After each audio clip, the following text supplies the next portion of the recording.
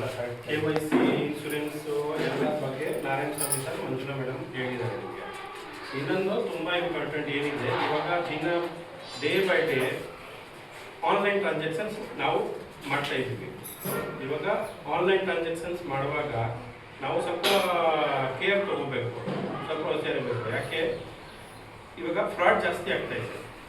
Day by day ನೋಡಿ ಎಲ್ಲರಿಗೆ ಒಬ್ರು ಯಾರೋ ಒಂದು OTP ಬರುತ್ತೆ, ಏನು ಮೆಸೇಜ್ ಬರುತ್ತೆ, ಯಾರು 10 ಜನದಿಂದ ಯಾರೋ ಇಬ್ರು ಹೇಳಿರ್ತಾರೆ, ಆವಾಗ ಅಮೌಂಟ್ ಕಟ್ ಆಗ್ತಾ ಇರುತ್ತೆ. ಹಂಗಾಗಿ ಈ ಥರ ಎಲ್ಲ ಪ್ರಾಬ್ಲಮ್ ಆಗಬಾರ್ದಂದ್ರೆ ನಾವು KYC ಕಂಪಲ್ಸರಿ ಮಾಡಬೇಕು. ಯಾಕೆ ಈ ನಮ್ಮ ಅಕೌಂಟ್ ನಾವೇ ಆಪ್ರೇಟ್ ಮಾಡ್ತಾ ಇದ್ದೀವಿ. ಹಂಗಾಗಿ KYC ಕಂಪಲ್ಸರಿ ಅಪ್ಡೇಟ್ ಮಾಡಿ. 1 ಇಯರ್ ನಾವು ಯಾವಾಗ ಆಧಾರ್ ಕಾರ್ಡ್ ಕೊಡಿ, ಪ್ಯಾನ್ ಕಾರ್ಡ್ ಕೊಡಿ ಕೇಳ್ತಾ ಇರ್ತೀವಿ.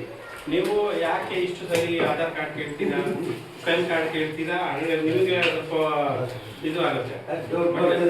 ಬಟ್ ಹಂಗಿಲ್ಲ. ಯಾಕೆ ನಾವು ಕೇಳ್ತೀವಿ, ನಿಮ್ಮ ಅಕೌಂಟು ಎಲ್ಲ ಕರೆಕ್ಟ್ ಇರಬೇಕು.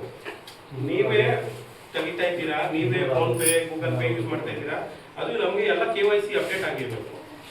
ಅದೇ ನಿಮ್ಮದು ಸ್ವಲ್ಪ ಕಾನ್ಶಿಯಸ್ ಇರಬೇಕು.